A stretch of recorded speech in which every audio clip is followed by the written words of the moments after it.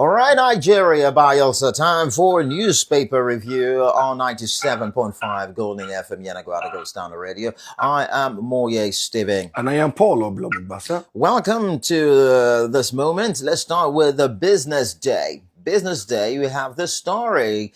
Vacant embassies stare calls for strong, smart ambassadors. You know, the president just, appointed a couple of people, for the position of ambassador. We don't have ambassadors in our countries that we have relations with, but very soon we're going to be having ambassadors. INEX reports 98.8% PVC collection, deploys 60,000 security personnel to Anambra. External reserve seen rising to 7-year high on Eurobond. And Tinubu presides over FEC meeting, swears in 2 new ministers. Elon Musk's potential $1 trillion pay package approved by Tesla. We are money speaking right there. PDP crisis. 29 state chairmen endorse Damagun's leadership. Falana asks federal government to come clean on alleged coup plot. Says arrests make denial untenable. IGP withdraws 400 million naira fraud case against Andy Uba after reported settlement. And then ECOWAS, Islamic scholars join forces to tackle terrorism in West Africa. Another election to test INEC's new bus. A lot of stories on the business day, but let's stop there. Go to the next story. Okay, let's get quickly to the Vanguard newspaper. A lot of things are happening. It said U.S. Congress proposes visa bans, asset freezes against Mieti Allah. And also it's alleged genocide. Nnamdi Kanu writes Trump backs U.S. action against Nigeria. Nigeria economy records strong growth that is coming from Edu. And also, Israel, Nigeria to deepen dialogue on peace, economic cooperation that is coming from the envoy. Anambra shut down 2025. Candidates' fate now in the hands of the voters. Just barely 24 hours to go. Anambra shut down 2025. Candidates' fate now in the hands of the voters. Shatima attacks global leaders on reasonable action against climate change at COP30. And finally, court orders Benue government to pay ex-officials 57 million naira within 5 hours. That is going to be a very juicy story to look at. This and many more you find from the Vanguard newspaper. Let's go to the Punch newspaper. Trump threats. Tinubu rallies foreign allies as North rejects Sharia ban. Nigeria risk oil production drop without new discoveries. That's coming from the NAPE. Effect OK's biometric flight boarding PH airport concession. Vehicle imports slide 10% on weak consumer spending.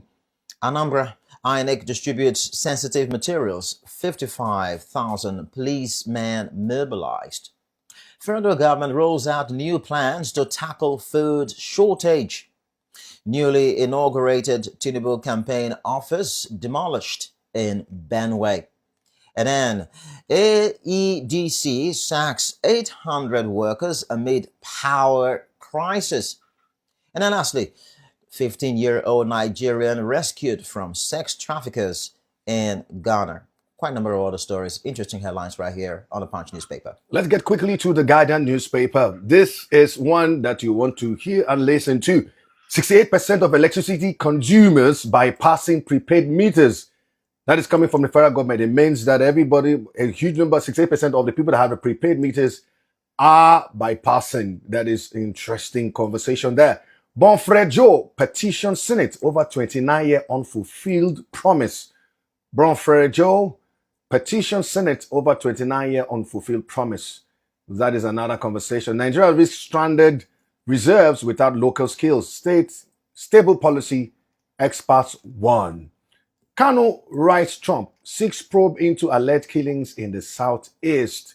That is another conversation we want to look at. NMA backs resident doctors as strike enters day 7 in 91 hospitals nationwide.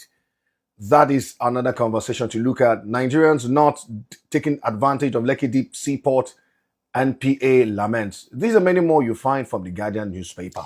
Well, Kanu, writing Trump. Everyone's not writing Trump. Everyone's not calling on Trump now. Trump is now the star boy. Let's move on to the Tribune newspaper, Nigerian Tribune. Anambra Guba. Amupitan faces first acid test as electorate vote tomorrow. And PDP crisis. State party chairman back Damagum's NWC. Equities investors lose 2.5 trillion naira in 4 days as sentiment wanes. Now, 60 Nigeria universities teams for finance talent at a CGMA Business Leader Challenge. Now, move on. Now you have those. Shetima, Sonlu, others extol Diri's exemplary leadership. New Yoruba President General in northern Nigeria promises unity and development. And of course, you have this one updated. U.S. military drafts contingency plans for Nigeria amid Trump's threat. You can find all of this on the Nigerian Tribune. Okay, let's get quickly to the Daily Post. And it has a lot of things. Say court rejects Debutu's request to stop vote buying case. Orders trial to begin. Court rejects Adebutu's request to stop vote buying case.